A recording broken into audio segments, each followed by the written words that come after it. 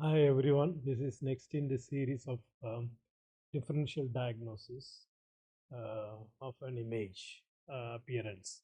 So these are three different fetuses showing axial scan. The first image is axial scan at the BPD plane of fetus 1 at 20 weeks, and second is axial scan of the supraventricular plane in fetus 2 at 38 weeks. In fetus 3 again 38 weeks, again supraventricular plane. Are these images normal? If abnormal, is it a common appearance? To illustrate this series is to illustrate the importance of pattern recognition and also following a checklist. Okay.